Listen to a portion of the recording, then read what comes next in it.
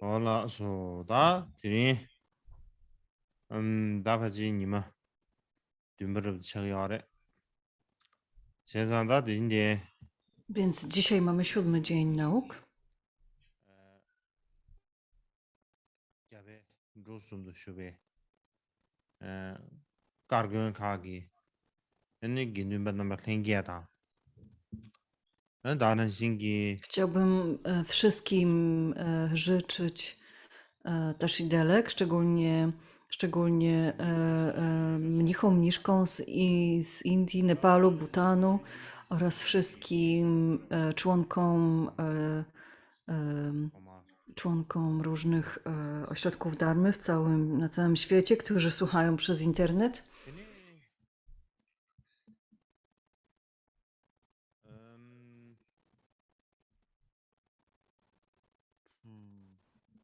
tini, da re, da drin kazan di karsa nyeneg shungi. Da drin kubsba vijayza di nyeneg shung saadi. Upanishta saagi Więc shung. wczoraj mówiliśmy o Upanishadach. Dadi, kazu nambegi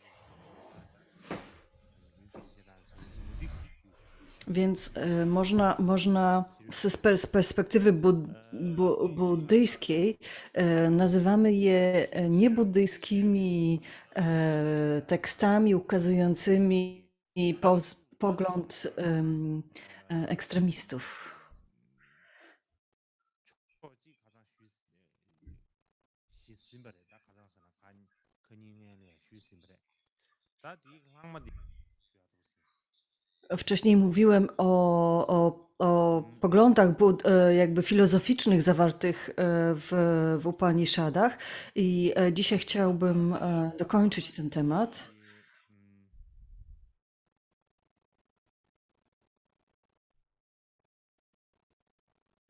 이 년에 떠루시에 카돌리아 안에 지데니루 다와사지 다 Kiedy mówimy o filozofii Upanishad, to tam zawarty jest pogląd dotyczący natury całego świata. 털도 줍제 다와 Upanishady również przedstawiają pogląd 제다다 e, 지데니루 다와사다 가장 karmy, czy dotyczący karmy, przyczyny i 털도 skutku 줍제 사나 oraz tego, co jest ostatecznym owocem praktyki. 털도 줍제 Więc przechodząc do tego ostatniego punktu, ostatecznego celu czy też rezultatu praktyki, 년에 슝고 나로래야 털도 줍제 말아서 털도 된도 녀셔라고 안주 여기 다지 be każe penda pulia naranzu Upanishady kibu de bo yaro ji de gu ye bi na ta tendo nye jero ji indu usta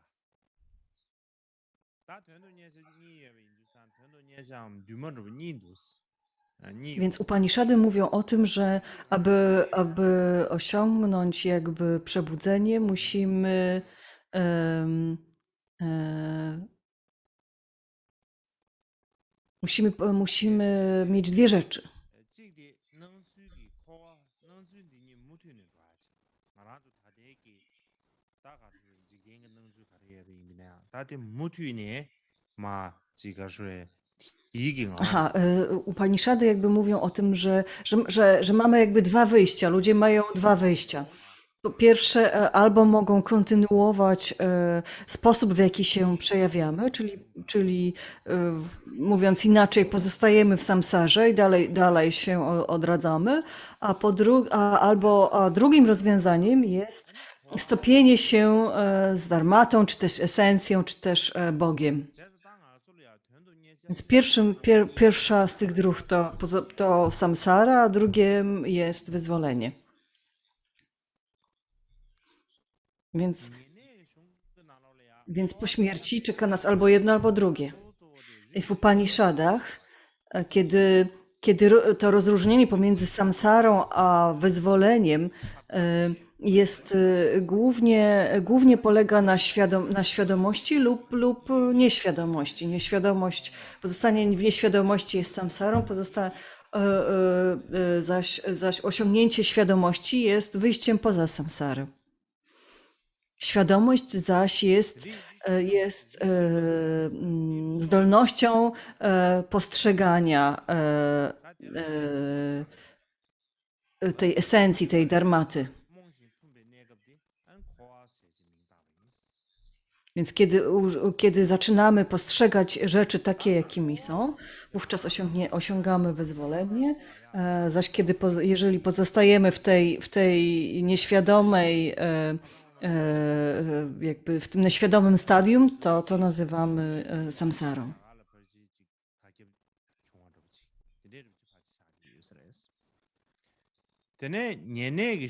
Więc sam termin samsara bardzo upowszechnił się w okresie właśnie brahmińskiej i w Upanishadach jest już takim bardzo rozwiniętym poglądem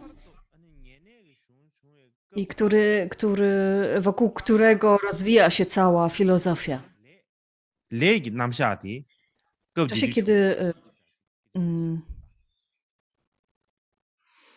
oprócz samsary, Upanishady również prezentują cały pogląd dotyczący karmy. Czyli karma w sensie działań.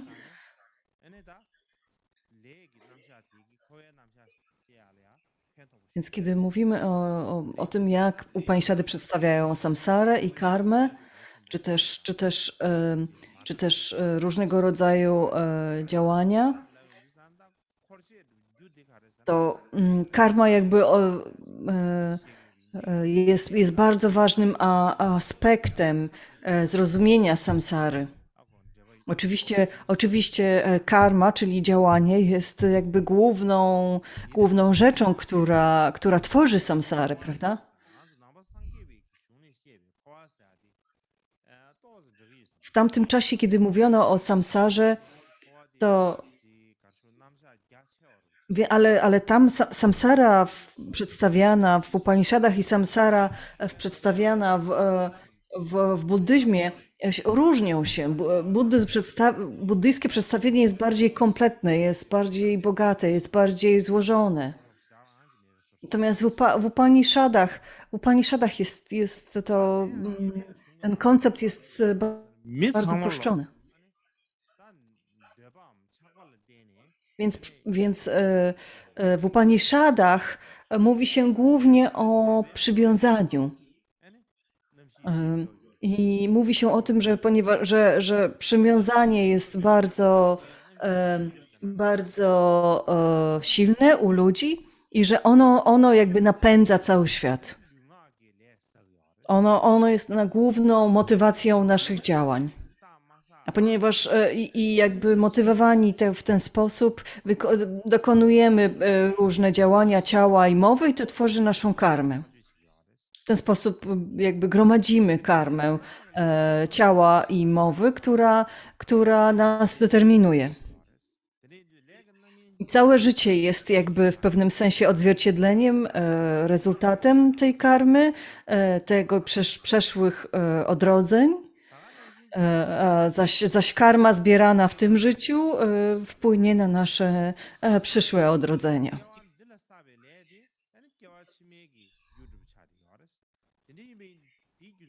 Więc i nie ma żadnej przestrzeni, żadnego przystanku, jakby żadnego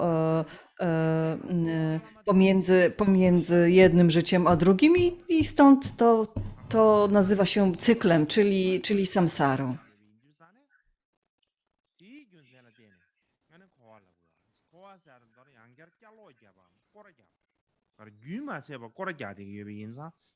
Samsara tak naprawdę, samsara znaczy powracać, czyli jest to takie ciągłe powracanie.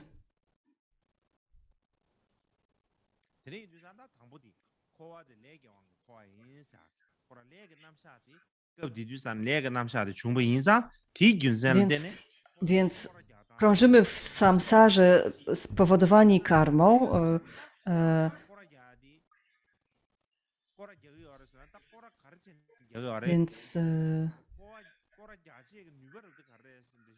więc, więc bez karmy, bez wyjaśnienia przyczyny i skutku, nie bylibyśmy w stanie jakby wyjaśnić samsary, bo nie bylibyśmy w stanie jakby wyjaśnić przyczyny tego ciągłego odradzania się, powracania do kolejnych odrodzeń. Upaniszady też mówią o tym, że samsara jest z natury cierpieniem, że nasze życie i ciało jest z natury cierpieniem. I że nie ma temu cierpieniu nie ma końca. Ono się nigdy nie kończy. I jedynym sposobem, aby się od niego uwolnić, jest wyzwolenie.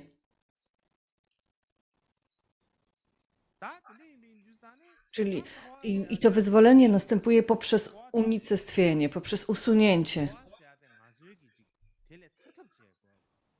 Ponieważ samsara jest oceanem cierpienia, więc aby wydostać się z samsary,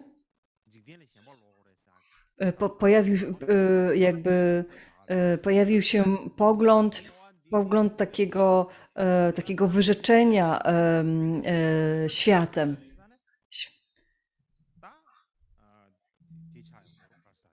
Więc aby jakby uciec, wydostać się z samsary, z cierpienia samsary,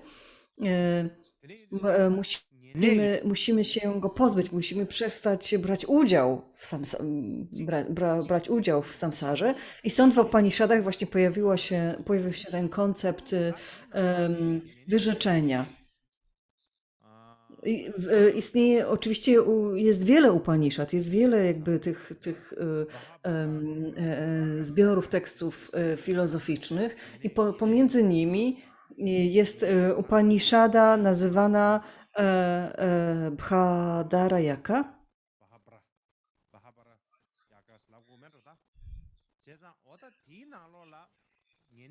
I ta Upanishada mówi o tym, że Atman, czy też jaźń jest wieczny.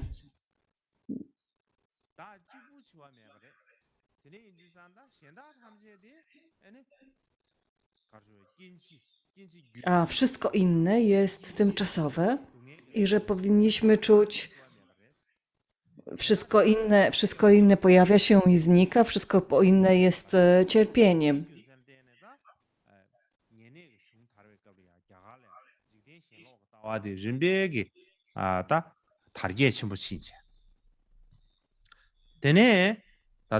I stąd jakby pod wpływem tej Upanishady zaczął się rozwijać właśnie ten koncept, ten pogląd, że najlepszym sposobem jest wyrzeczenie, jest wyjście poza samsarę, było odbierane tak w taki bardzo dosłowny, fizyczny sposób, żeby przestać jakby partycypować w świecie, w samsarze. Więc w pewnym sensie jest to podobne do buddyjskiego poglądu tego, że naturą samsary jest cierpienie, że przywiązanie i lgnięcie wywołuje cierpienie i tak dalej.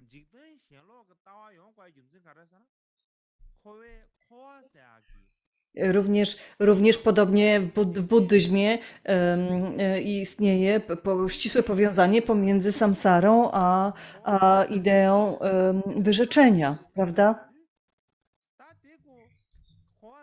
Skoro samsara jest z natury cierpieniem, jeżeli chcemy się jej wyrzec, to musimy czuć musimy znaleźć sposób jakiegoś odcięcia się od samsary, prawda? Więc musimy znaleźć w sobie jakby motywację do tego, aby samsarę porzucić, aby postrzegać samsarę jako coś, czego nie chcemy, w czym co nie jest dla nas dobre. Więc jeżeli ktoś chce przekroczyć ocean cierpienia, istnieje, ma do tego jedną metodę, to znaczy spoczywanie w medytacji. Tak, o tym, tak tego uczyły już Upaniszady, że nie ma innego sposobu, tylko można jedynie uspokoić umysł i w ten sposób odkryć swoją ostateczną naturę. Więc co według Upaniszad jest tym ostatecznym celem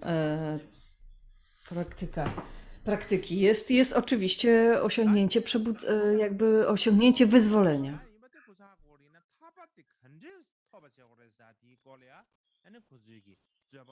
Ale to jest jakby jasne we wszystkich Upanishadach, natomiast Upanishady różnią się tym, jak przedstawiają metody osiągnięcia tego wyzwolenia.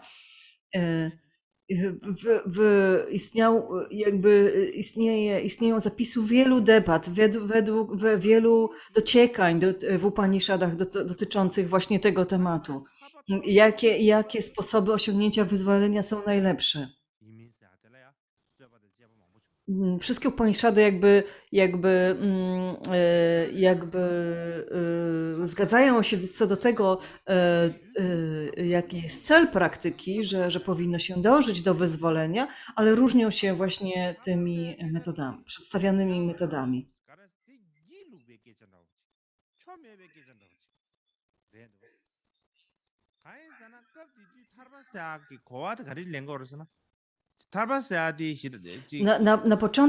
Na początku jakby postrzegano wyzwolenie jako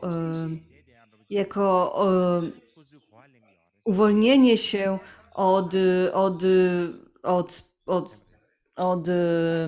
od pewnych ograniczeń do tego, żeby robić cokolwiek chcemy. Czyli być takim absolutnie, totalnie wolnym, tak? Więc niektóre Upanishady przedstawiają w ten sposób wolność jako nie przejmuj się niczym i nikim, po prostu rób co chce. Inne zaś Upanishady mówią o tym, że to jest pewnego rodzaju że tego rodzaju pogląd jest lenistwem i jest kompletną głupotą i iluzją. I te Upanishady też przedstawiają właśnie ten pogląd, że prawdziwym wyzwoleniem jest wyzwolenie od jaźni, która jest jakby pogrążona w ciemności nieświadomości i jakby ograniczana czy też przesłonięta przez różne splamienia. I dlatego, aby się od nich uwolnić, aby się przez nie przebić, trzeba spoczywać w spokoju i jakby starać się połączyć ze swoją prawdziwą naturą. Więc Upanishady różnią się, niektóre Upanishady różnią się mocno w tym, jakie poglądy na temat celu i sposobu wyzwolenia są w nich przedstawiane.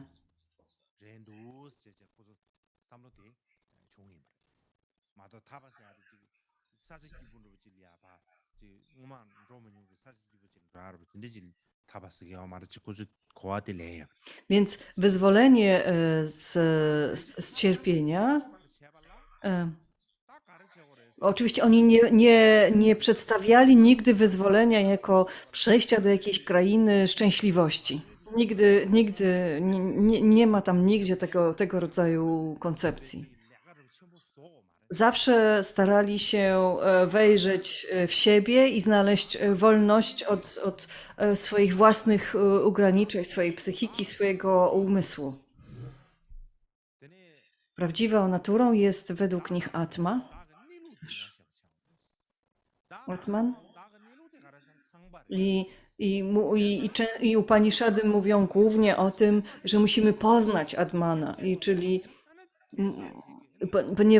ponieważ ponieważ prawdziwą naturą wszystkiego jest Brahma, i który jest naturą jakby świata, to ten nasz Atman i Brahma muszą się połączyć,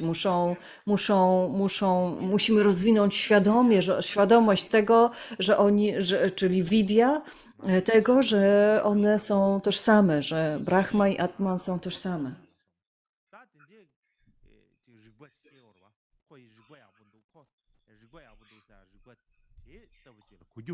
Czasami, kiedy mówimy o świadomości, i czasami mówimy o świadomości Rigpa, czyli świadomość i pewna inteligencja jest jakby opisywana tym samym słowem. Natomiast tutaj Vidya to jest świadomość, która jest niewyobrażalna, taka nieopisana. Ona jest, to jest taka Atma Vidya, czy też Brahma Vidya, czyli świadomość siebie, świadomość Brahmy.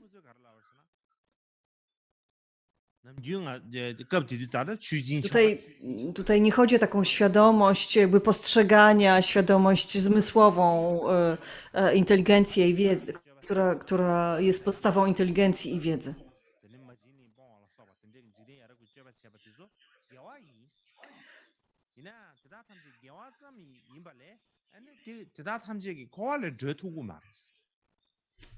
W Upanishadach również przedstawia się ten pogląd, że wykonywanie różnych rytuałów, składanie ofiar oraz etyczne zachowanie, takie polegające właśnie na niezabijaniu, nie kłamaniu i tak dalej, jest tylko zasługą, to jest zbieraniem zasługi. Natomiast aby osiągnąć wyzwolenie, musimy medytować nad swoją naturą. W ten sposób osiągniemy wyzwolenie. Samo wykonywanie różnych działań ciałem i mową nie wyzwoli nas. Wyzwoli nas tylko i wyłącznie medytacja. Na przykład w Upanishadach często się mówi o tym, że kiedy na przykład mówi się w Upanishadach składam hołd Brahmie. I oczywiście i tutaj w Upanishadach ci podkreśla, że tutaj nie chodzi o fizyczne jakieś składanie faktycznie pokłonu jakiemuś Bogu, tylko tutaj mówi się już o składanie jakby o odkrywanie natury całego świata, o postrzeganiu tego, że ten, który składa ofiarę, ten, który przyjmuje ofiarę, są jednym i tak dalej. Więc tego rodzaju poglądy w Upanishadach już były przedstawiane. Jakby przełamywanie dualistycznego myślenia już się tam pojawia.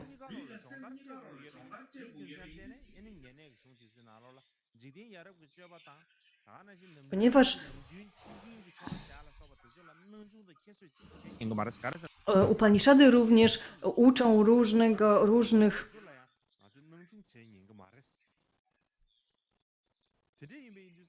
oczywiście Upanishady mówią, że aby osiągnąć tego rodzaju stan, musimy angażować i mowę, i ciało, i umysł, i więc one nie dyskredytują tych wszystkich różnych działań ciała. One mówią o 5 różnych praktykach. Pierwszym jest tapas, czyli asceza, drugim jest dana, czyli szczodrość, trzecim jest ariyawa, czyli szczerość, uczciwość, a piątym jest ahizma, czyli pokój, czyli brak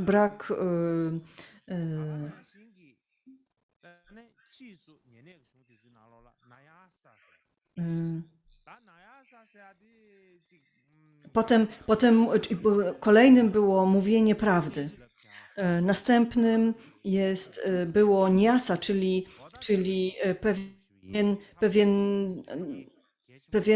pewna taka praktyka błogosławienia różnych miejsc w ciele. trochę podobna do jogi, do wykonywania różnych ćwiczeń jogicznych. Mówi się, że tą metodą można było osiągnąć uwolnienie od przywiązania do świata. I w ten sposób, dzięki temu wszystkie wykonywaniu tych niasa, czyli tych asan w zasadzie, można by było powiedzieć, osiągniemy dhyan i dzięki praktykowaniu dhyany, czy różnych poziomów medytacji, że w ten sposób uwolnimy się od wszelkich splamień świadomości.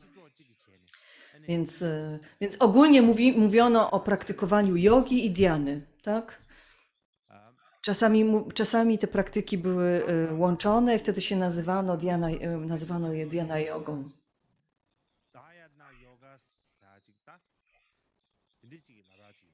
Często medytację i jogę łączono właśnie razem.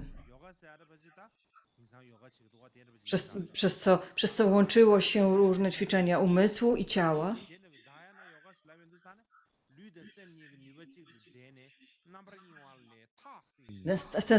W ten sposób jakby łączono siłę umysłu i siłę ciała i można było w taki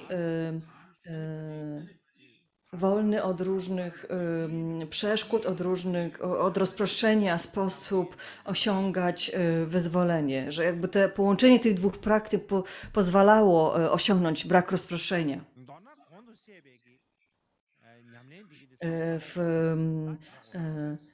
W czasie, kiedy Upaniszady powstawały, tak mniej więcej wielu z nich jakby opisuje się właśnie te praktyki dhyany. Mówi się o tym, że należy je praktykować w odosobnionych miejscach, w lasach, w różnych jaskiniach, na brzegach rzeki i tak dalej.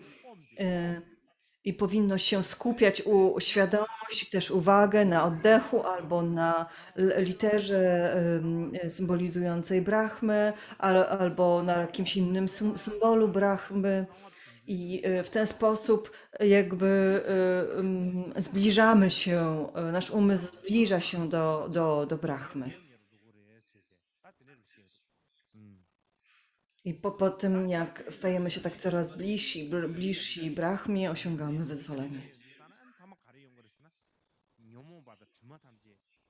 Więc kiedy przechodzi się te wszystkie poziomy praktyki, nasze splamienia, czy też stają się coraz mniejsze i zaczyna się jakby otwierać brama do pełnej świadomości i oczyszczają się różne działania przeszłych żywotów, czyli karma przeszłych żywotów. One powoli się oczyszczają, powoli odchodzą. Więc i ogólnie mniej więcej na tym polegała praktyka za czasów Upanishad.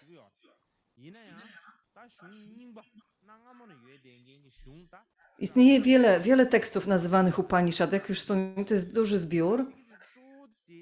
I tak jak wspomniałem wcześniej, kilka z nich, czy też może nieco więcej niż 10, należy do tych, są bardzo stare.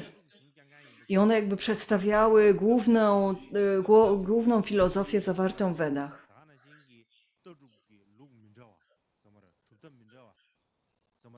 Oczywiście z początku one nie były zapisywane, potem dopiero zostały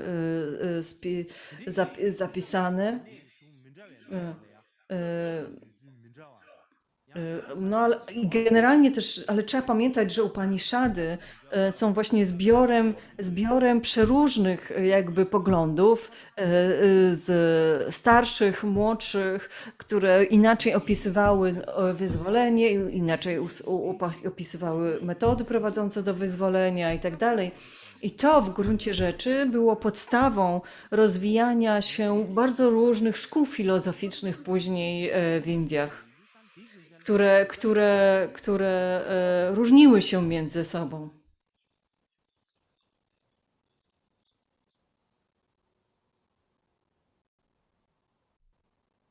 근데 인도스탄은 다 시수 떠주 더비 총회 qab리야. Później,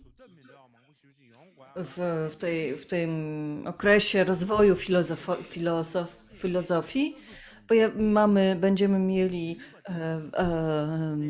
historię rozwoju wielu szkół filozoficznych,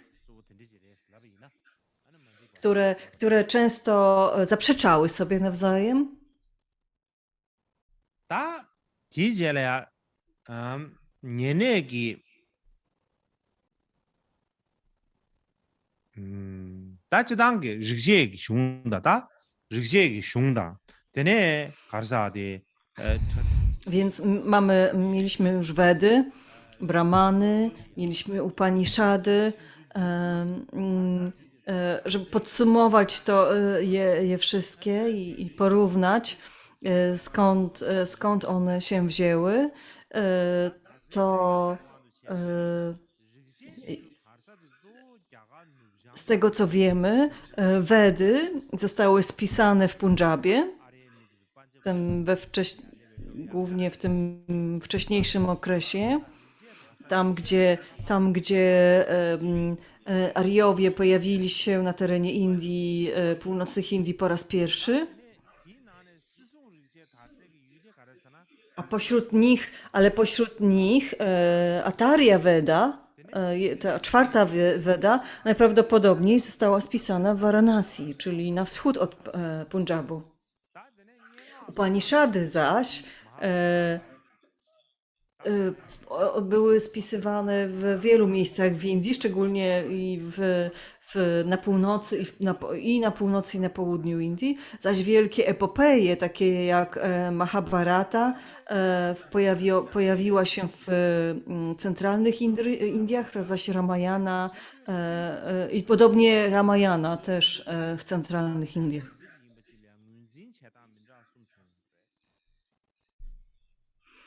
Główną różnicą pomiędzy nimi jest stosunek do bogów. W Wedach ludzie składają ofiary zewnętrznym bogom, a bogowie są utożsamiani z różnymi zjawiskami natury. Ci bogowie mieli jakieś fizyczne ciała, fizyczną formę, tak? Byli fizycznymi, takimi praktycznie cielesnymi bogami, mieli jakieś ciała.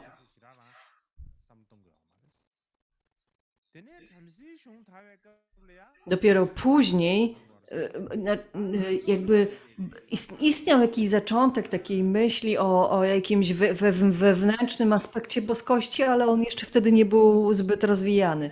Natomiast Brahmany, w Brahmanach mówi się o tym, że ludzie wykorzystują bogów, tak? Jakby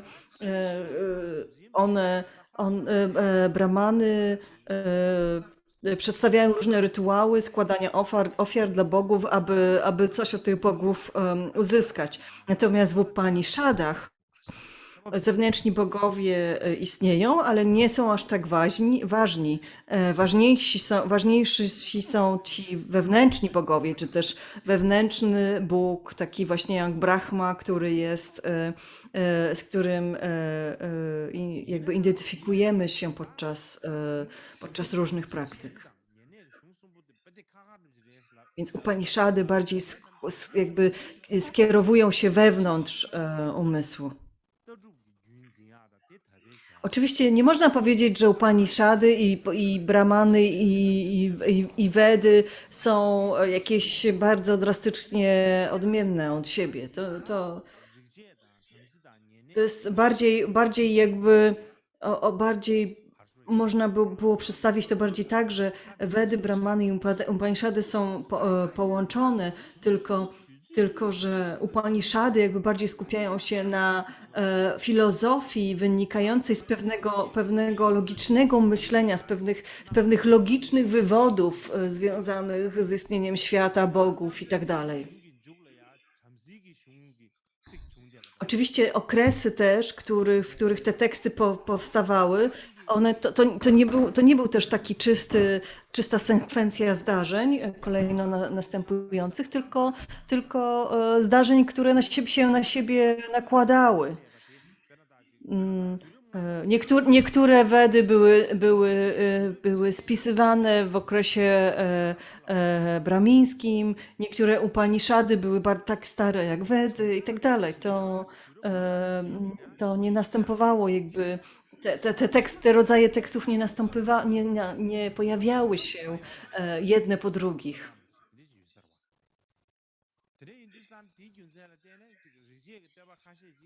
Więc tutaj jeśli chodzi, więc niektóre hymny w Wedach były spisane w okresie brahmińskim, tak jak mówiłem. Nie,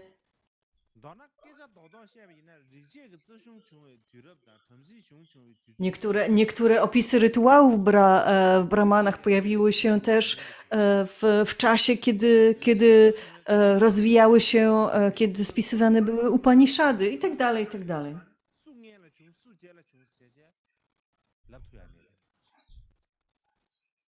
Więc nie jesteśmy czasami w stanie powiedzieć nawet, które teksty są wcześniejsze, a które późniejsze.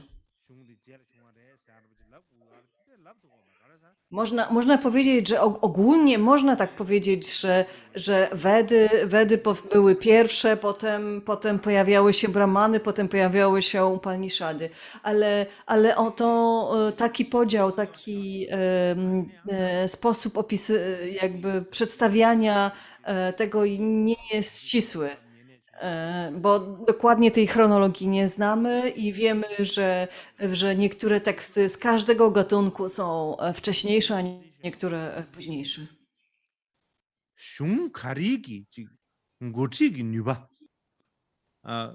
슝 가르를 때는 고치기 뉴바 간다르 슝디 뒤럽 뒤qab리가 슝 가르 쪼쳐지 그러나 리제가 뒤럽가 리제 쪼쳐지 점시 뒤럽qab리가 Wygląda na to, że po prostu w niektórych okresach jedne z tych tekstów, jeden z rodzajów tych tekstów był dla ludzi ważniejszy. Czyli najpierw ważniejsze były dla ludzi Wedy, potem ważniejsze były dla ludzi Brahmana, a potem Upaniszady. Ale najprawdopodobniej one wszystkie mogłyby powstawać w podobnym czasie. 아야 다들 되네 주세요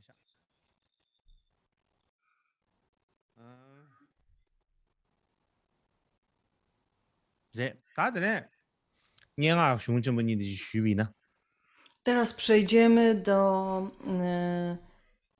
do dwóch wielkich epopei.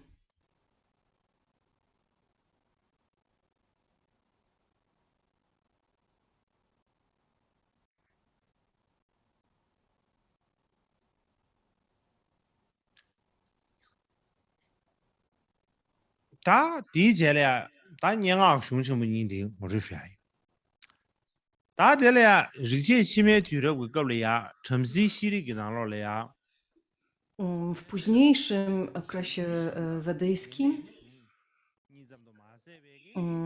ta cywilizacja brahmińska jakby stworzyła nie tylko Brahmany i Upaniszady, ale również te dwie słynne indyjskie epopeje. I to są bardzo ważne teksty literatury starożytnych Indii. Można powiedzieć, że w pewnym sensie są to takie bardzo cenne jakby klejnoty literatury światowej. I te dwie epopeje to jest i w zasadzie można powiedzieć, że one są że one wywarły największy wpływ na kulturę Indii. I te dwie epopeje, te dwa teksty to jest Mahabharata i Ramayana. Mahabharata. Jigde Ramayana dosha. Myślę, że wszyscy słyszeliście już o nich do tej pory. Ramayana doshi di dosi mi mangbo jig kengi igire something do. Więc ja pokrótce tylko opiszę ich zawartość. Jezan same kalaga zan kengi igire. Jezan W Indiach i Nepalu te teksty są bardzo dobrze znane. modu shuai. Da dinan tangbo Mahabharata modu shuai. Mahabharata digi shungyong zo Najpierw omówimy Mahabharatę. chidunja tongda shia. Cała Mahabharata Chidunja to posiada 74 tysiące strof. ingju wangdo chebe. To jest mniej więcej 1 800 000 słów. Today me Hindustane digi shung Więc wygląda na to, że to jest trzeci najdłuższy tekst literacki na świecie, który można porównać tylko i wyłącznie do epopoi o królu Gesarze oraz do epopei o manach z Kirgizji. 안개 당보다 다 개살 개비 중을했다. 아, 다디 연래 야말 개살 개비 중대 중ring. Wygląda na to, że epopeja o królu Gesarze jest najlepszym, najdłuższą epopeją, takim tekstem poetyckim na całym świecie. 니바디 가라라나. 니바디 카자흐스탄 라고로다.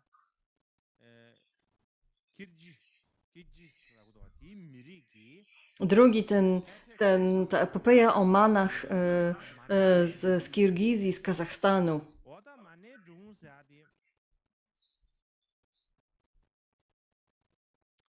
아니 안개 니바레. 근데 안개 숨바데 마하바라다. Więc on jest jakby drugim najdłuższym tekstem. Zaś trzecim jest właśnie Mahabharata.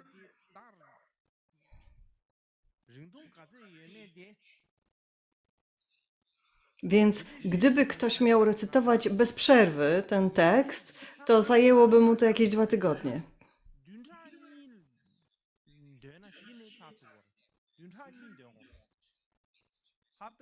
합단이 되나? 신이 마하바라다디. Dopiero po 14 dniach mniej więcej skończylibyśmy recytowanie takiego tekstu. Więc spisanie tego tekstu nastąpiło mniej więcej trwało wiele wieków. Rozpoczęło się w III wieku przed naszą erą, skończyło się w V wieku naszej ery.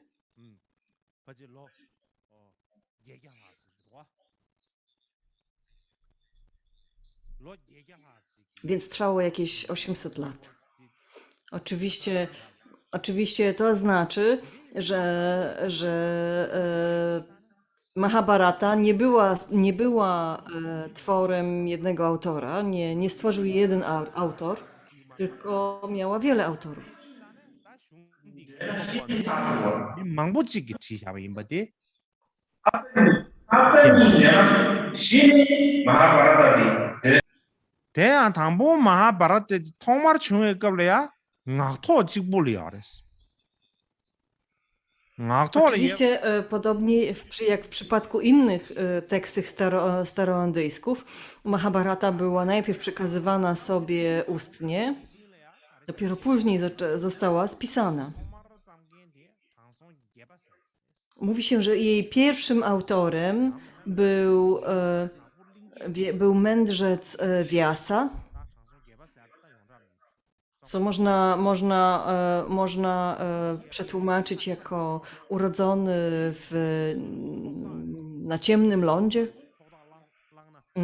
I mówi się, że Wiasa jakby wyrecytował ten tekst, a Ganesha, ten Bóg Ganesha z głową słonia, spisał go.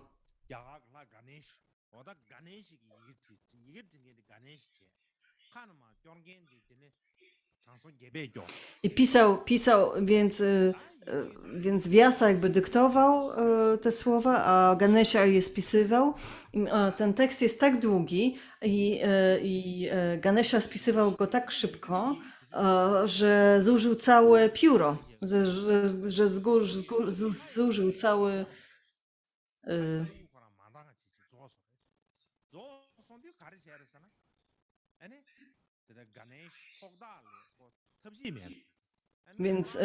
Więc aby pisać dalej, Ganesha wyrwał swoje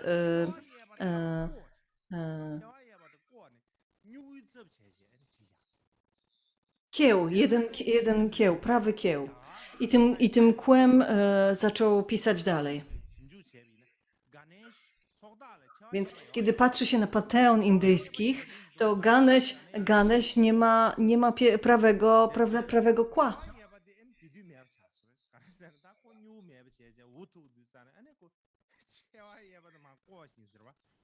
Więc, a to dlatego, Ganesha właśnie nie ma tego prawego kła, dlatego że korzystał z niego, złamał go sobie, aby dokończyć pisanie Mahabharaty.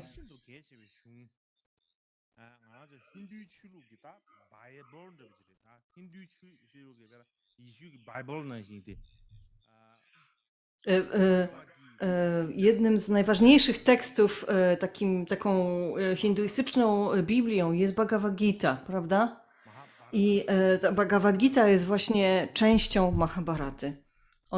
Ona jest jednym z tomów tej Mahabharaty.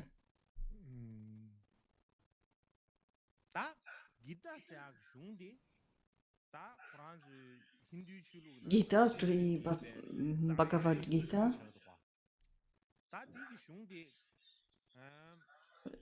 jest jakby fundamentalnym tekstem, jakby głównym tekstem hinduizmu w obecnych czasach. Tybetański uczony Jonang Taranata przetłumaczył jakieś część tego tekstu na tybetański, ale nie wiem, czy to tłumaczenie przetrwało.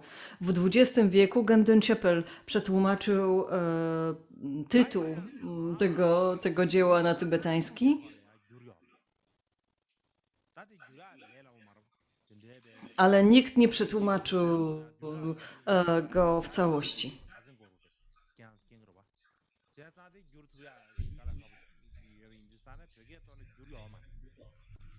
Oczywiście przetłumaczenie czegoś tak długiego na język tybetański byłoby bardzo długim procesem, bardzo wielką pracą. Jest jednak wiele prac po tybetańsku, które odnoszą się do tego tekstu w bezpośredni sposób. Za czasów IX Panchena Rinpoche w XX wieku był uczony Dzasa Klamon Yeshe Tsultrim, tybetański uczony. I on spisał tą historię 5 synów Pandu. To jest dość znany tekst i on właśnie pochodzi z Mahabharaty.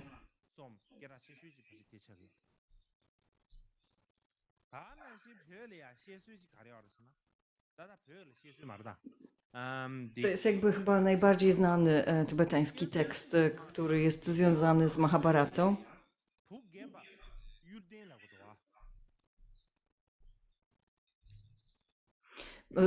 Ta historia mówi o tym, że po tym jak Pandavara wygrał wojnę, bo cały ten tekst opowiada o wojnie i jego najstarszy syn Yudhishthira jakby rządził całym królestwem, ale z czasem Yudhishthira wyrzekł się swojego przeszłego życia, zabijania i swojego królestwa i odszedł w Himalaje, i po czym przeszedł te Himalaje na drugą stronę i mówi się, że on był pierwszym królem Tybetu. który się nazywał Nyatritsempo. I że to właśnie był Yudhishthira. On przeszedł mniej więcej najprawdopodobniej jakby mieszkał w pobliżu góry Kailash. Niektórzy uczeni tak mówią. Tybetańska historia Tybetu również mówi o tym, że Nyatritsempo że potwierdza jakby wiele historyków tybetańskich, że Nyatritsempo był właśnie Yudhishthirą.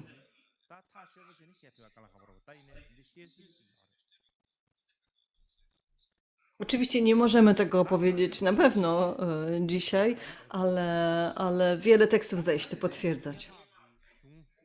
Teraz przejdziemy do Ramayany. To jest druga wielka epopeja staroindyjska. Ona składa się z 24 000 strof.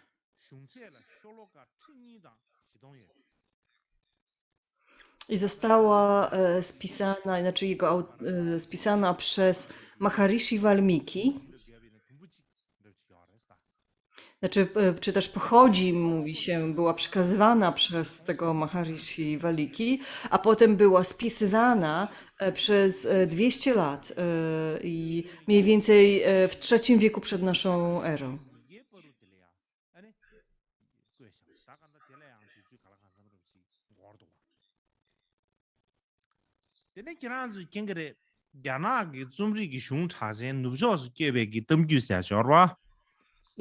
Tam Ramayana przedstawia między innymi takiego króla małp, który najprawdopodobniej jest jakoś powiązany z Hanumanem.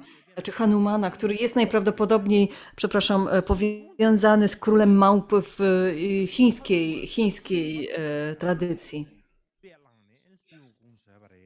Mówi się, że Hanuman był jakby inspiracją do stworzenia tej legendy króla małp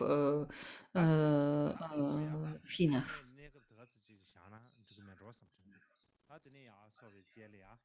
Myślę, że dobrze jest tutaj zrobić przerwę. Będziemy mieli teraz pół godziny przerwy i potem wracamy do dalszej części wykładu.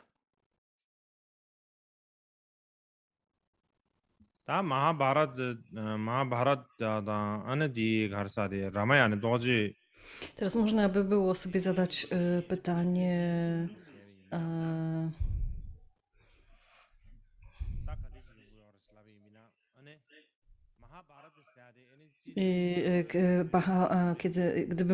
gdybyśmy chcieli porównać Mahabharatę i Ramayanę, Mahabharata opowiada historię bardzo krwawej wojny, która odbyła się mniej więcej w XIII wieku przed naszą erą. Najprawdopodobniej odbyła się ona na terenach obecnego Delhi.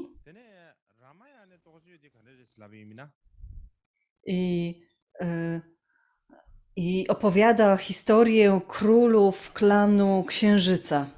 Więc jest to bardzo stara historia z pradawnych czasów. Zaś Ramayana opowiada o podobnej historii z XI wieku przed naszą erą. I mówi o klanie królów, czy też dynastii Słońca, nie Księżyca, tylko tym razem Słońca, z kraju Ayodhya, czyli z jakiejś innej części Indii, więc ze wschodniej części Indii, więc ona opowiada o królestwach wschodniej i zachodniej części Indii, o dwóch historiach jakby tych starożytnych dynastii. W IX wieku Ramayana najprawdopodobniej była przetłumaczona na tybetański. Odkryto takie tybetańskie tłumaczenie w jaskiniach Dunhuan. Więc jest to bardzo, bardzo stare tłumaczenie. Podobnie w XV wieku Shangshung Chuang Drakpa, uczeń Tsongkhapy, który napisał bardzo znany wiersz związany z historią opisaną w Ramayanie. Znaczy napisał jakby taką skróconą wersję, można powiedzieć, tego Ramayany. Później Genden Cheppel również jakby stworzył taki synopsys tej całej Ramayany po tybetańsku, taki skrót tej opowieści. Nie skończył go, ten tekst został skończony przez jego ucznia Rakta Tretonga. To tłumaczenie z Don Juan też nie jest kompletne, więc w zasadzie do tej pory po tybetańsku nie ma pełnego całego tłumaczenia tego tekstu.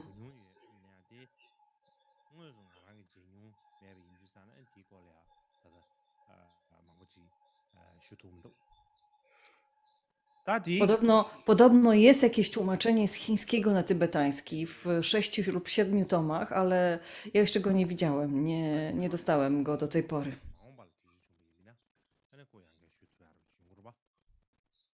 Więc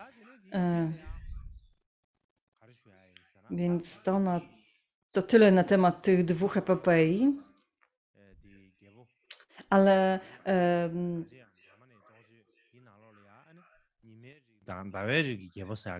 więc tak jak powiedziałem wcześniej, te epopeje opowiadają o dynastiach Słońca i dynastii Słońca i dynastii Księżyca, tak? Dynastia Słońca się nazywała Sauryakulam, a dynastia Księżyca Somavamsha.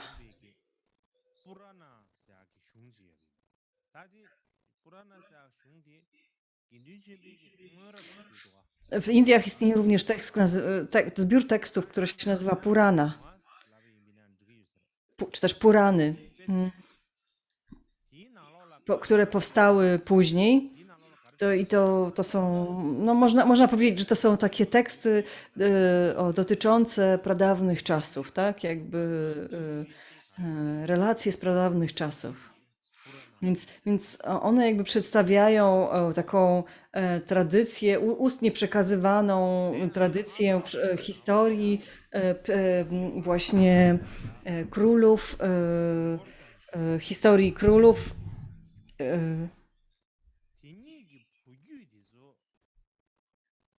W Mahabharacie król Bharata miał 2 synów, Dhritarashtę i Pandu.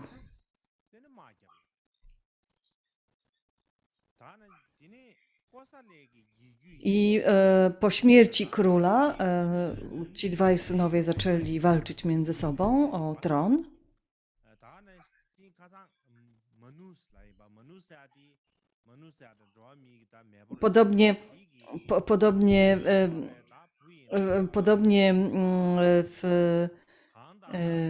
Podobnie w Ramayanie jest historia króla Kosali, który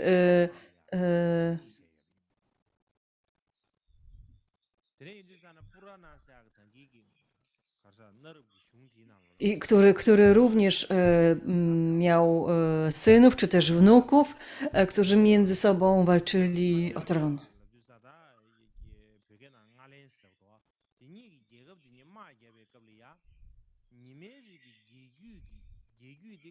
Więc w Puranach, w tym tekście mówi się o tym, jak klan Bharata i Panchala jakby walczyli między sobą, prowadzili wielką wojnę.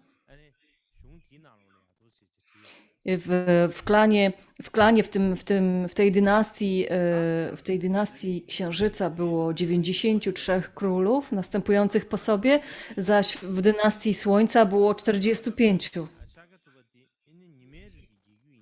Dlaczego to jest ważne? Dlatego, że w naszych buddyjskich tekstach mówi się, że Buddha Shakyamuni należał do właśnie do tej dynastii Słońca, był potomkiem królów Słońca, opisywanych właśnie w Ramayanie. Istnieje wiele tekstów, na przykład na przykład jeden z tekstów Nagarjuny, w którym mówi się o Buddzie jako o przyjacielu Słońca. Również w komentarzu do Prajnaparamity, w chińskim komentarzu do Prajnaparamity mówi się, że Buddha był przyjacielem Słońca, czy też należał do rodziny Słońca. W Rigvedach mówi się o królu Słońca Surya.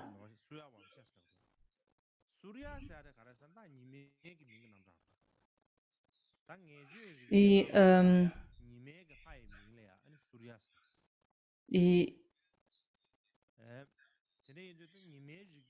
więc tak określa się tego Boga Słońca, tak? Surya.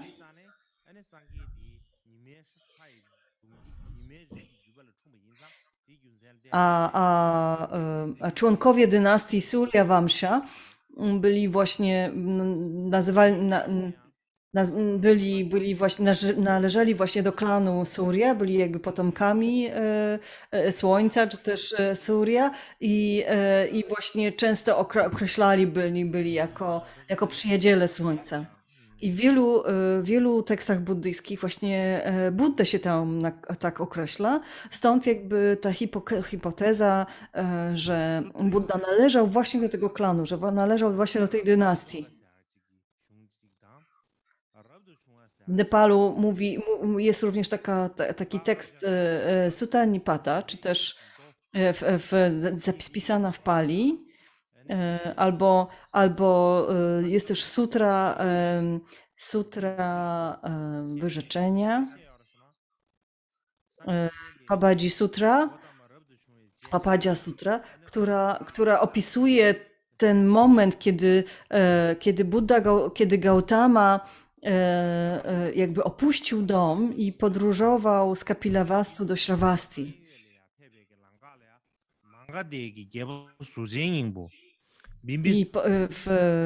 I po drodze spotkał Bimbisarę z Magady, króla Magady. To było po tym, jak Buddha porzucił swój dom, tak? Uciekł jakby z swojego pałacu. I mówi się tam o tym, że on spotkał Bibasadę jakby po drodze i powiedział, i istnieje taki cytat, że Buddha powiedział temu królowi, moim potomkiem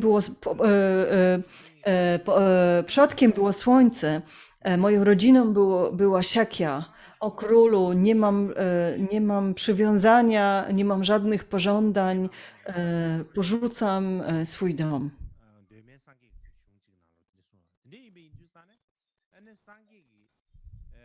Więc taki cytat jakby istnieje w wielu starych buddyjskich tekstach. I oczywiście rodziną Buddy, czyli to była Shakya, ale z drugiej strony on siebie nazywa on mówi o tym, że jego przodkiem było słońce, a wiele innych tekstów mówi również o tym, że on był przyjacielem słońca, stąd jakby mówi się o tym, że właśnie Buddha był dalekim jakby potomkiem króla Ikshvaku,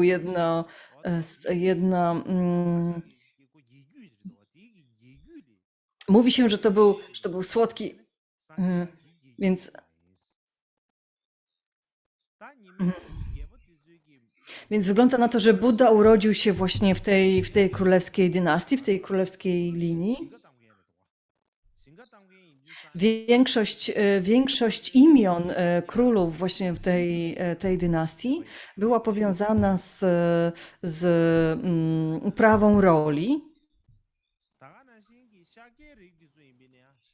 na przykład nawiązywała do różnych rodzajów zbóż uprawianych przez farmerów w tym em, e, w owych czasach, w tym miejscu.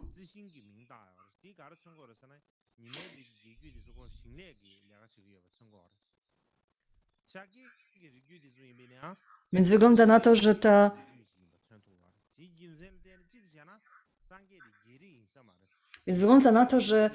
że ta dynastia była mocno związana z rolnictwem.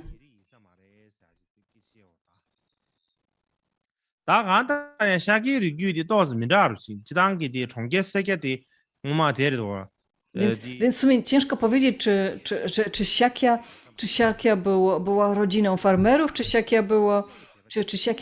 czy należała do ksiatrapów. Więc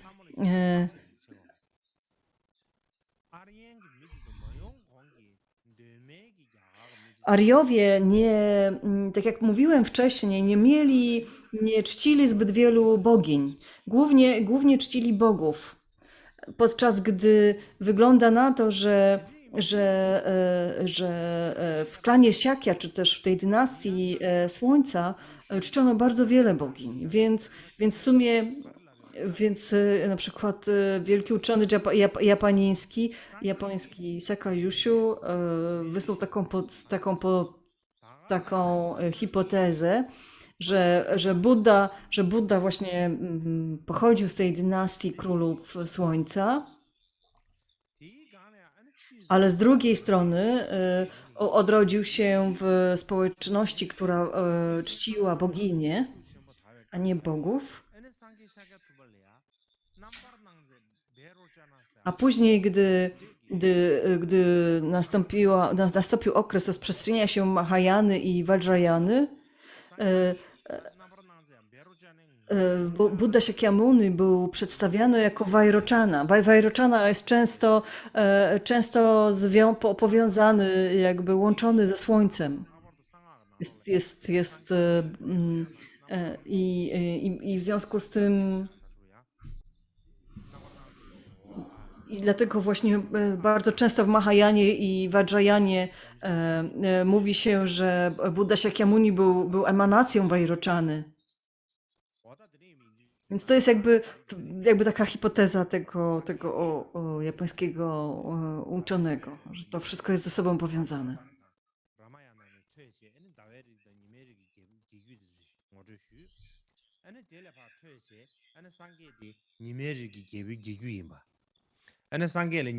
Więc mówiąc o tych dwóch epopejach, o których mówiliśmy o tych dwóch dynastiach królów.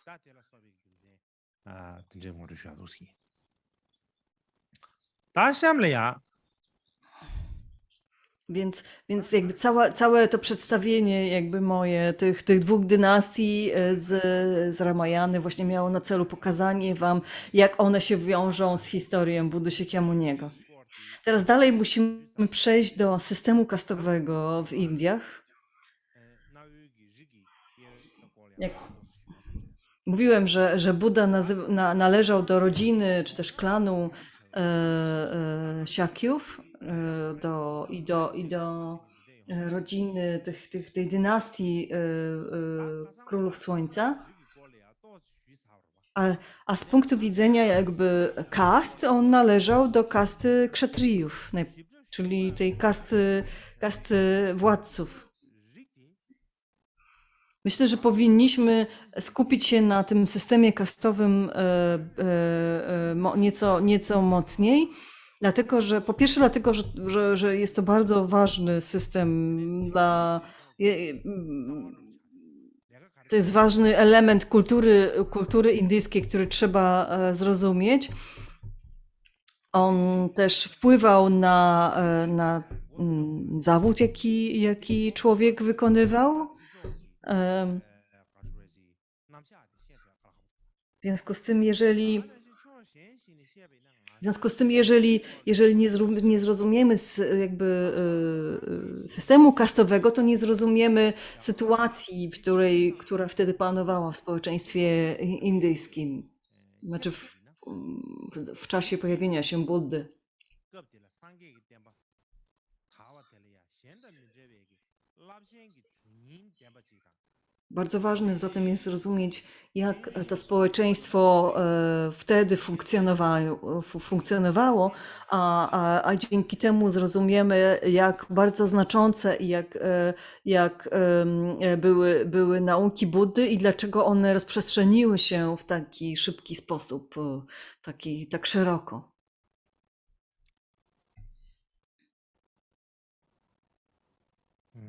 다지당 그 릭세 다 롱동 릭이 거르데 롱동 차만 비 링리야 아니 지당 그다 릭세다 근데 충분히 디 로유 잠정을 시비입니다.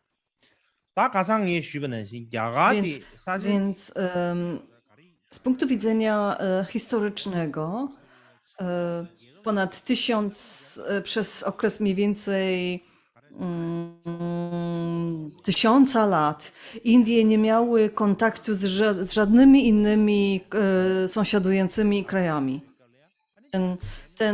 Ten kontakt był bardzo ograniczony. Oczywiście istniał jakiś, bo przez oceany, przez morza, ale no wiadomo, mało kto się zapuszczał w głąb kraju, tak? Dochodziło tylko do handlu morskiego pomiędzy krajami. A to dlatego, że właśnie tak geograficzne usytuowanie Indii jakby sprawiało, że ten kontakt był ograniczony. Podróżowanie do Indii było ograniczone. I to jest w sumie w historii świata dość rzadki przypadek. I miał swoje dobre i złe strony.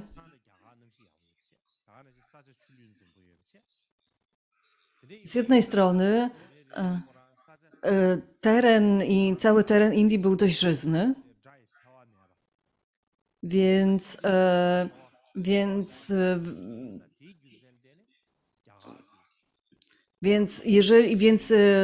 ludy, które mieszkały na terenie Indii, ponieważ nie zagrażali im żadni wrogowie z zewnątrz, mogli spokojnie wyżywić się z tego, co rodziło się na ich terenach, na ich ziemi i dzięki temu ich cywilizacja mogła się spokojnie rozwijać.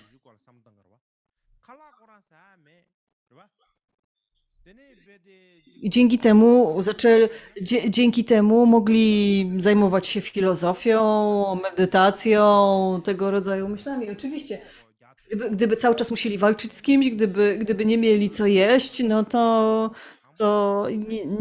chodzili cały czas jakby musieliby walczyć o przetrwanie, to nie mieliby czasu na myślenie o tego rodzaju abstrakcyjnych sprawach, ale sytuacja w Indiach była inna, panował pokój, oni między sobą praktycznie nie walczyli przez bardzo długi okres czas. W związku z tym jakby panował dość duży spokój w społeczeństwie. To sprawiało, że to był taki dość dobre miejsce na rozwój filozofii, na rozwój jakiejś głębszej myśli.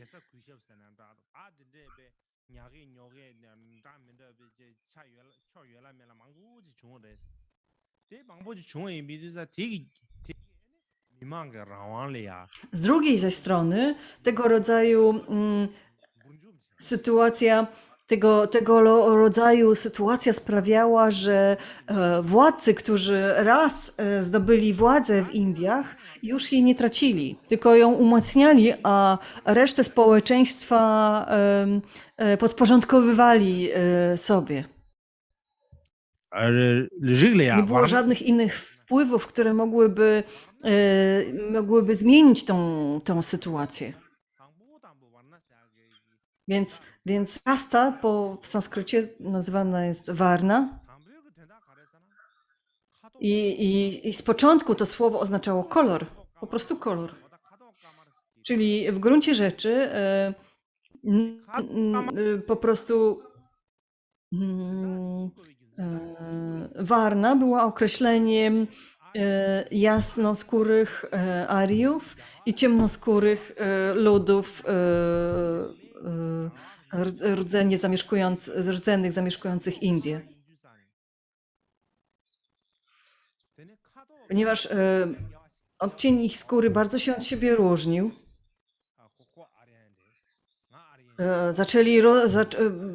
to różnienie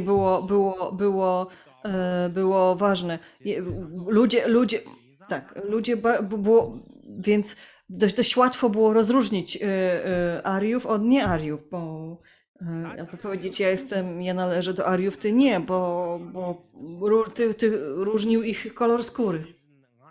Oczywiście Warna i oczywiście nikt z rdzennej ludności nie mówił, o ja jestem ciemnoskóry i tak dalej. To tylko Ariowie tworzyli to rozróżnienie i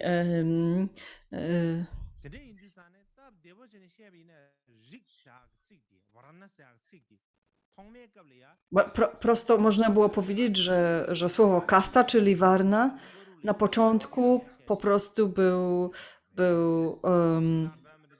po prostu słowem używanym, słowem, który pozwalał odróżnić Ariów od nie-Ariów. Później zaś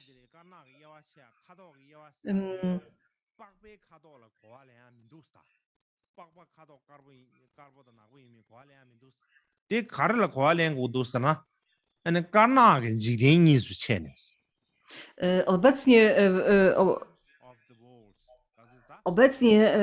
obecni uczniowie, ci badacze starożytnych Indii mówią, że to niekoniecznie mówią, że to niekoniecznie było rozróżnienie na jasnoskórych i ciemnoskórych ludzi, ale raczej rozróżnienie, które polegało na tym, że Ariowie mówili, my jesteśmy po stronie światła, my jesteśmy po stronie jasności, a wy jesteście po stronie ciemności. Że to rozróżnienie było dużo dalej idące niż tylko kolor skóry.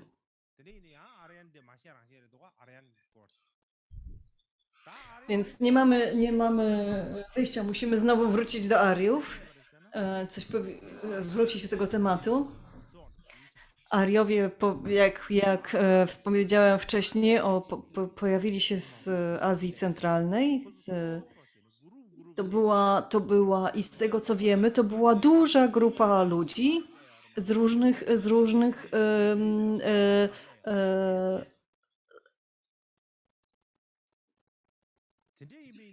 i to była duża grupa ludzi, różniąca się od siebie etnicznie i przybywała do Indii przez setki lat. Ona przechodziła przez Afganistan, przedostawała się do Indii przez wiele set lat. To nie jest tak, że duża grupa ludzi pojawiła się tam w jednym czasie.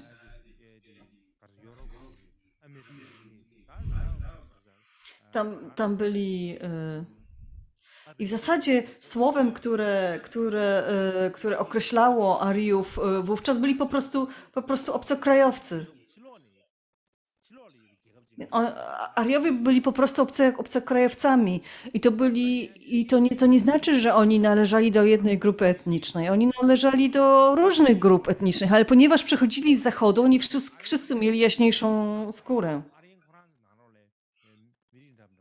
Więc Ariowie jest taki wspólną nazwą dla wielu różnych grup i klanów, plemion, które przybywały z zachodu w tamtym czasie. Więc nie znaczy, że oni wszyscy przybyli z jednego dokładnie miejsca, że byli etnicznie jednorodni.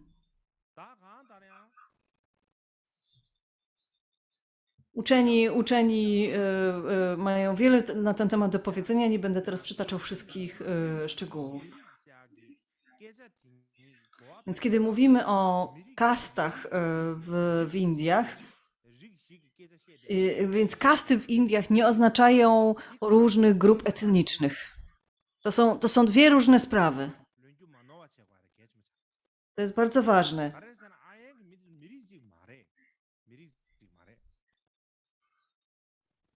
A to dlatego, że Ariowie sami w sobie nie byli jednorodni etnicznie.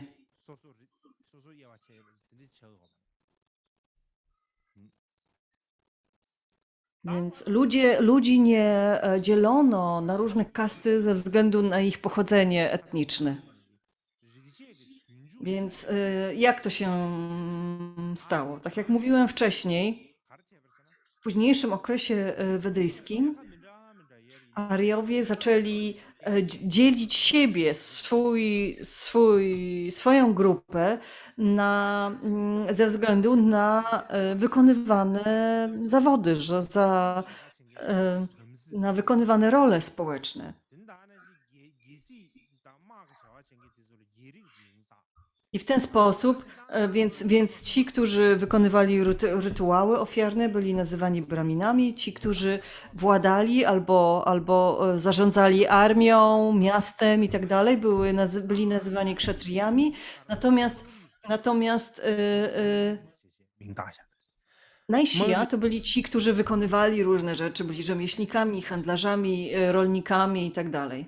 Natomiast cała reszta, szczególnie rdzenna, rodzima ludność była nazywana siudra.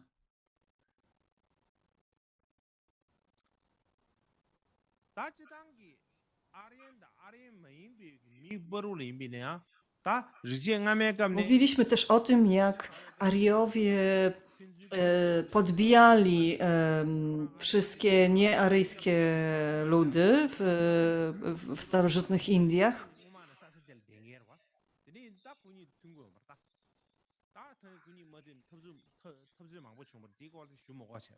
I w tamtym czasie oni już używali tych nazw, imion tych różnych kast, ale ta kastowość nie była tak rygorystycznie przestrzegana. Ona zaczęła się, że tak powiem, umacniać i dużo później. Pod koniec okresu wedyjskiego te różnice zaczęły być coraz bardziej wyraźne pomiędzy członkami różnych kast.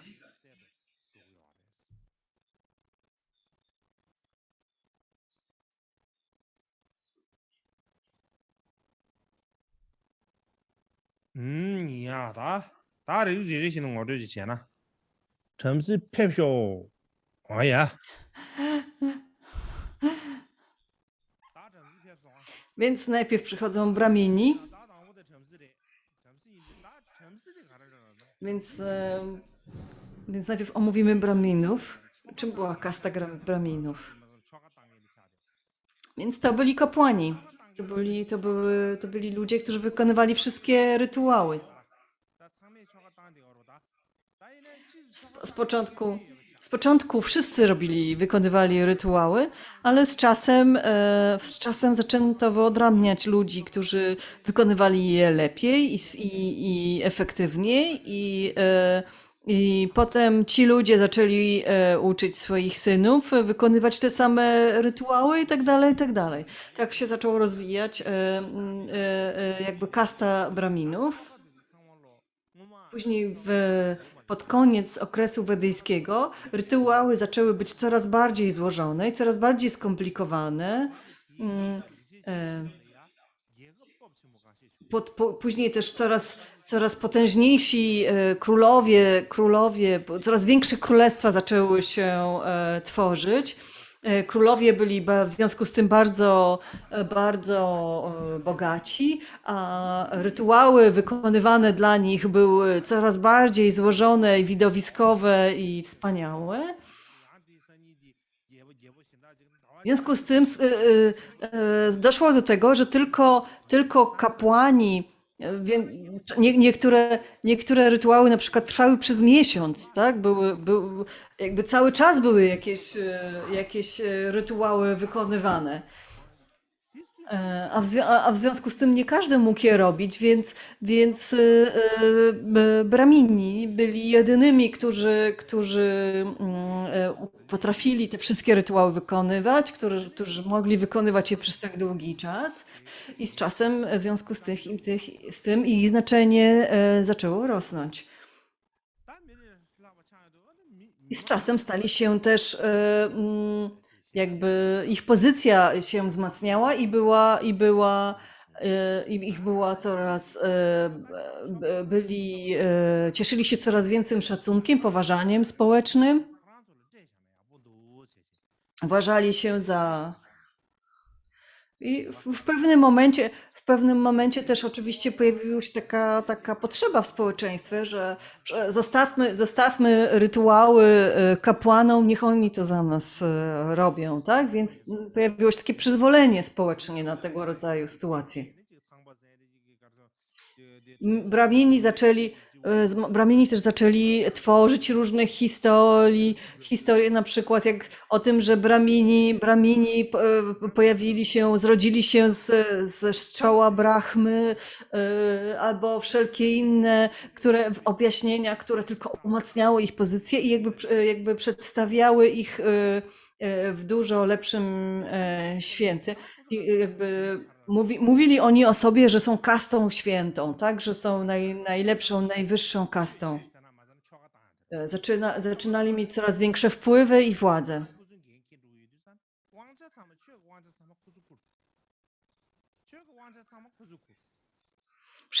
Wszystko cokolwiek działo się w Indiach, wszystkiemu musiał towarzyszyć jakiś rytuał, wobec czego oni mieli dużą władzę nad tym, co się działo. Skoro Bramini byli tymi ludźmi, którzy tworzyli, jakby utrzymywali związek pomiędzy ludźmi a bogami, wówczas oni byli więc Bramini zaczęli być postrzegani jako tacy ludzcy bogowie. Też tylko oni mogli mieć tylko oni mieli ten telefon, którym mogli zadzwonić do bogów, z nimi porozmawiać i z nimi się komunikować, tak?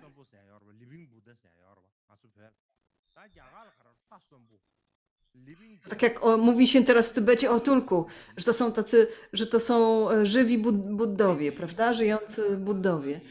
Wtedy tak postrzegano też Braminów, że to byli bogowie pomiędzy ludźmi, że oni byli takimi ludzkimi bogami.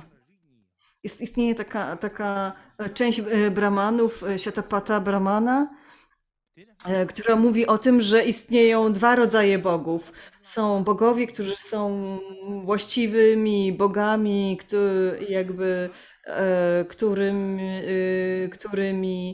którzy otrzymują nasze dary, nasze ofiary, natomiast Brahmini są ludzkimi bogami, którzy w ich imieniu przyjmują te dary. W innym tekście też mówi się, że nie ma znaczenia, czy są wykształceni, czy nie. Brahmini są wielkimi bogatych. Że nie, to jakby ten tekst jakby wyjaśniał, że nie wolno Brahminów krytykować. Bo oni są po prostu reprezentantami bogów na ziemi.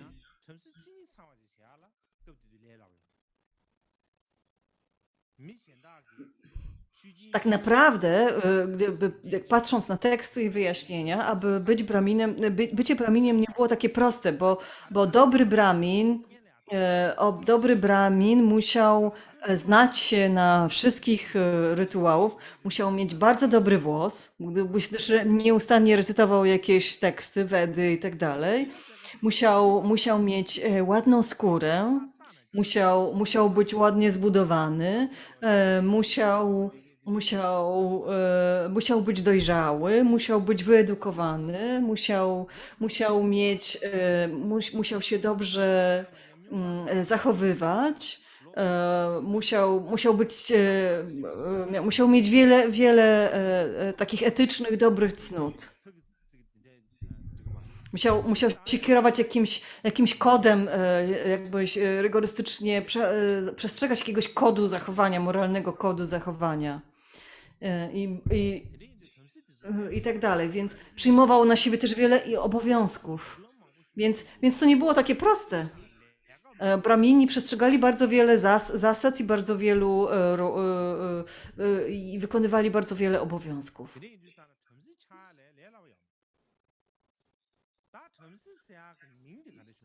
Więc nie było, więc nie każdy mógł zostać braminem.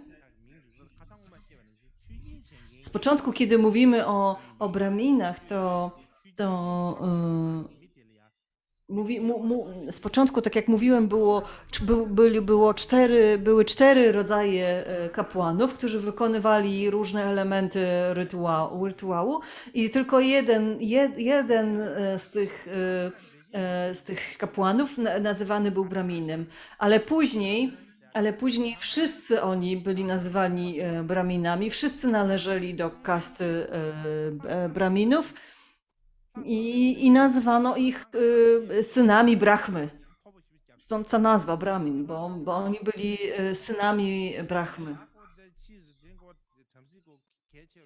Z początku oczywiście nie mówiono, że to byli synowie Brahmy, po prostu byli nazywani Braminami.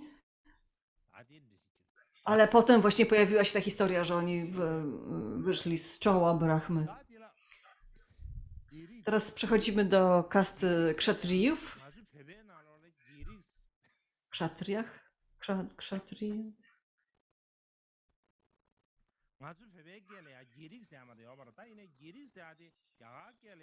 Mówi się, że to jest królewska kasta. Ale w gruncie rzeczy, w hindi mówi się kshatriya, czyli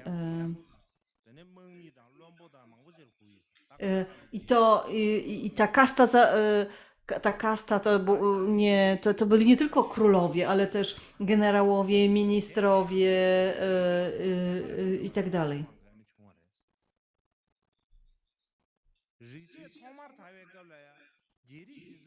Więc do tej kasty należeli ludzie określonych zawodów, którzy wypełniali określoną rolę społeczną.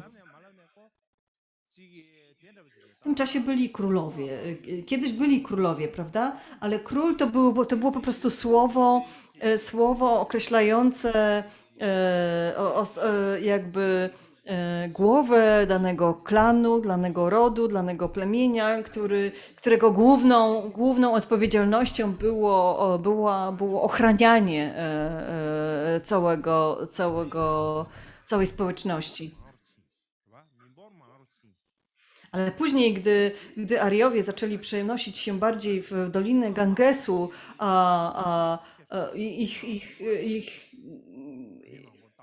zaczęli się ich liczba zaczęła się powiększać,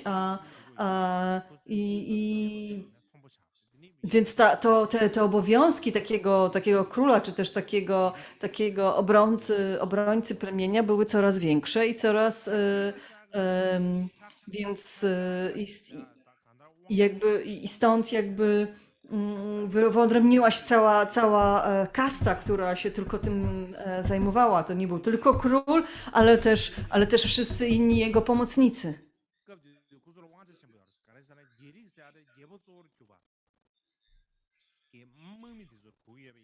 Ponieważ kshatriya to byli głównie królowie i generałowie, oni mieli największą władzę polityczną, oni prowadzili wojny.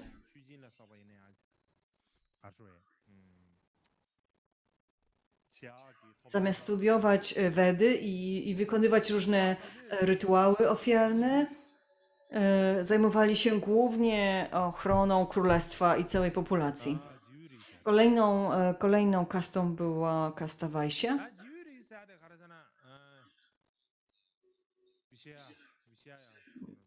Vaishya.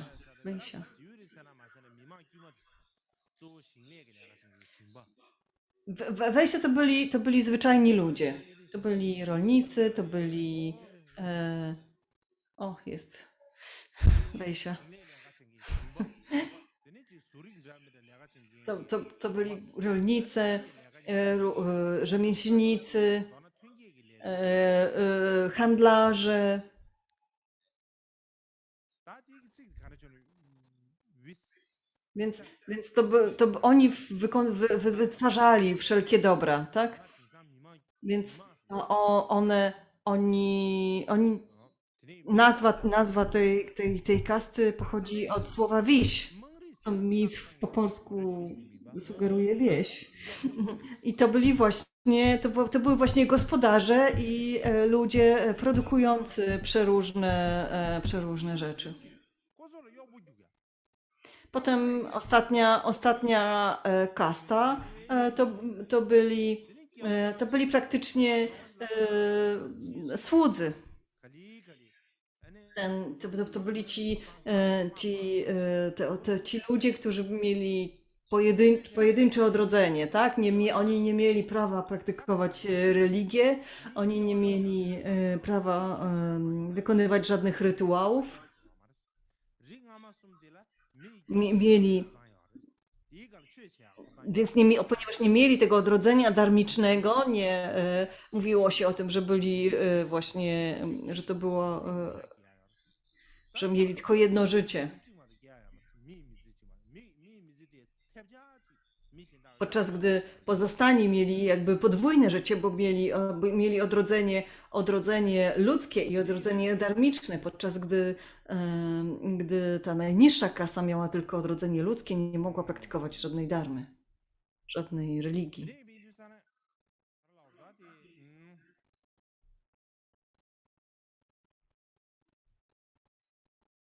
Rigi yawa chungdan de shubi Rigi yawa chungdan de ko tab de shi wuro Więc kiedy kiedy zaczniemy się zastanawiać, jak powstały te różnice pomiędzy kastami, oczywiście chodzi tutaj o różne zawody, o różne role społeczne. Później pojawiło się wiele mitów, wiele legend, które mówiły właśnie o tym, jak jedna kasta powstała, jak inna kasta powstała i tak dalej.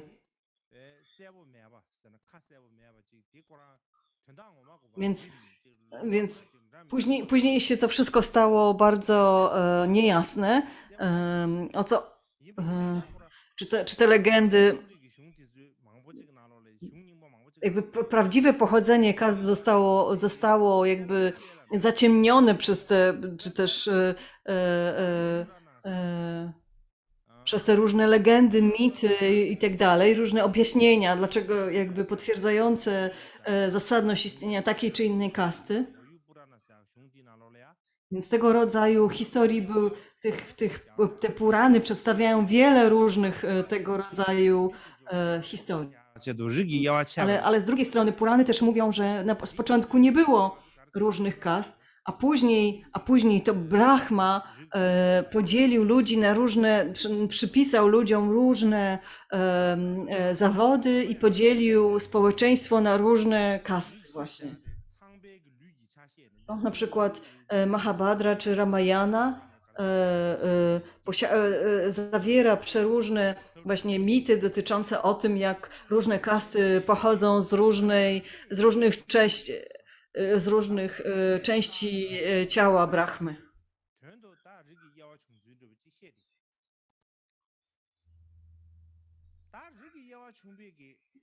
Oczywiście to jest tylko legenda.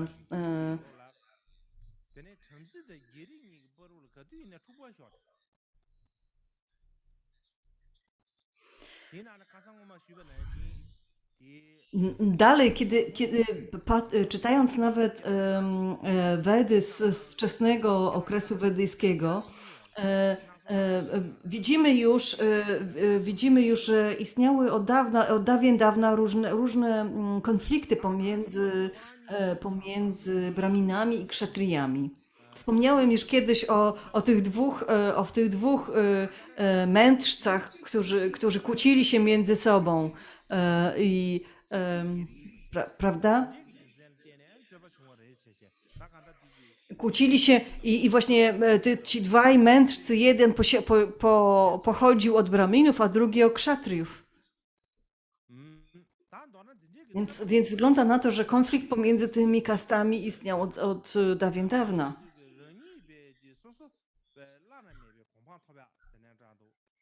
Dlaczego taki konflikt w ogóle powstawał? Skąd on się brał?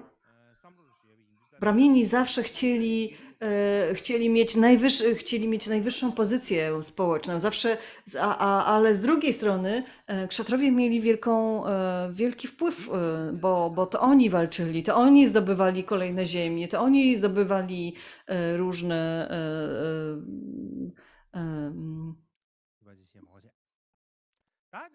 to do nich trafiały różne datki, różne czy też podatki zbierane od ludu i tak dalej.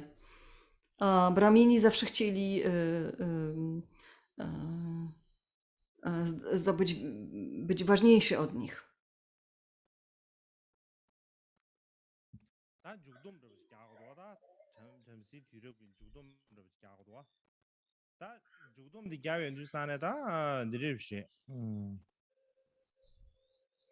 Więc co można powiedzieć w formie podsumowania?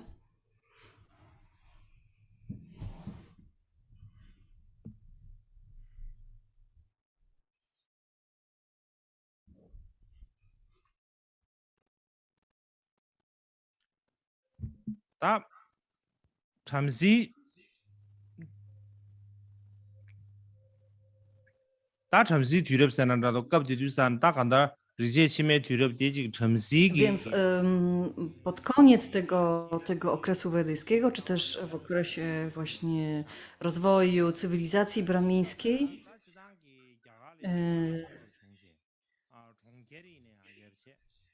to było duży okres dużego rozwoju, dynamicznego rozwoju w Indiach. Pojawiły się wielkie miasta, pojawiły się królewskie pałace, pojawiły się piękne domy, bogato ozdobione domy. Ludzie dobrze się czuli, lubili swoich władców, swoich królów.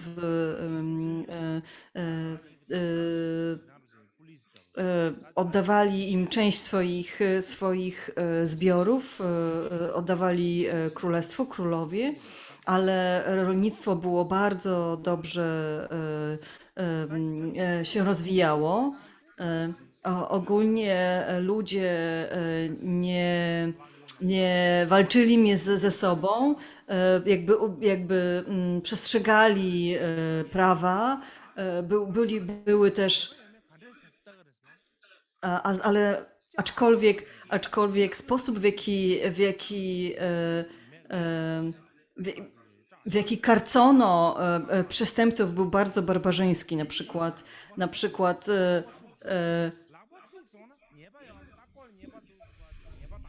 Na przykład brano rozżarzony metal, dotykano ludzkiej ręki, człowieka. Jeżeli ten rozżarzony metal nie przypalił skóry, to znaczy, że ta osoba była niewinna, a jeżeli przypalił, to znaczy, że była winna.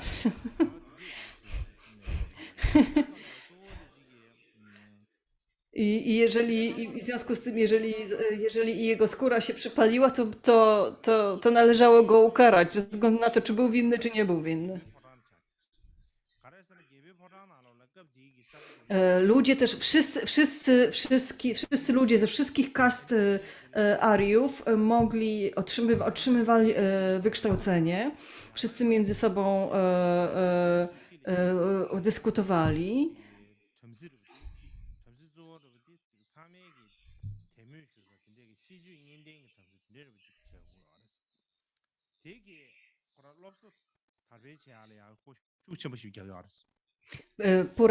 Purahici, czy też Purahitowie, czyli ci kapłani królewscy, byli takimi głównymi nauczycielami społecznymi. Często królowie też zwoływali wielkie filozoficzne konferencje z całych Indii. podczas których debatowali na temat rytuałów, na temat filozofii, na temat świadomości, na temat medytacji, na temat życia po życiu, jaka jest natura Boga i tak dalej, jaka jest natura świata. Więc debatowali na ten temat, badali te tematy.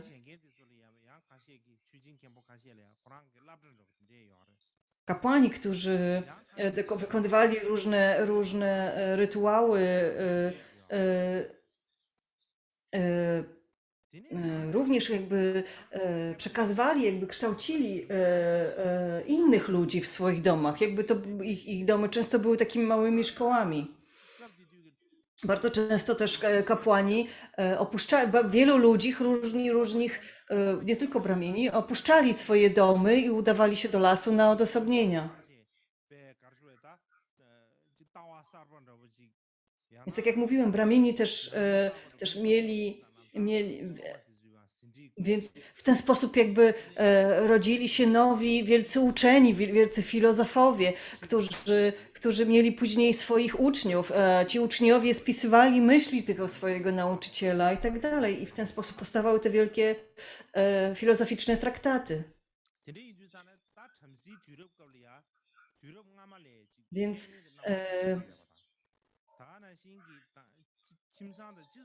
Więc ten okres brahmiński był okresem zwiększonego wykształcenia, zwiększonego rozwoju cywilizacyjnego. Ludziom żyło się lepiej.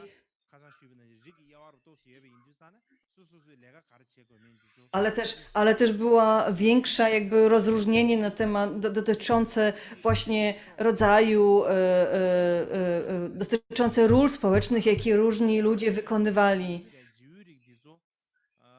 W gruncie rzeczy społeczeństwo indyjskie funkcjonowało wtedy bardzo dobrze.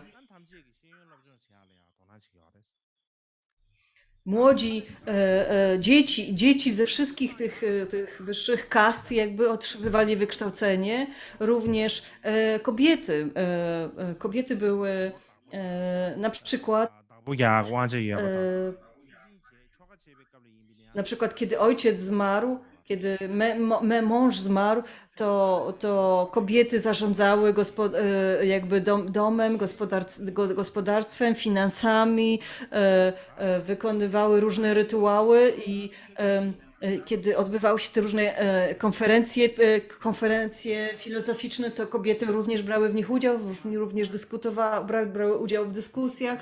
Istnieje również wiele jakby rysunków, czy też malunków z tamtych czasów, pokazujących, że kobiety wykonywały różne ważne funkcje w państwie. Oczywiście kobiety pewnie nie miały takiej wolności i takiej niezależności jak dziś kobiety dzisiaj, ale były dość, ale to społeczeństwo też z drugiej strony nie represjonowało kobiet tak mocno, że one nie mogły niczego robić, niczym się zajmować. Później, kiedy pojawiły się te różne szkoły filozoficzne indyjskie,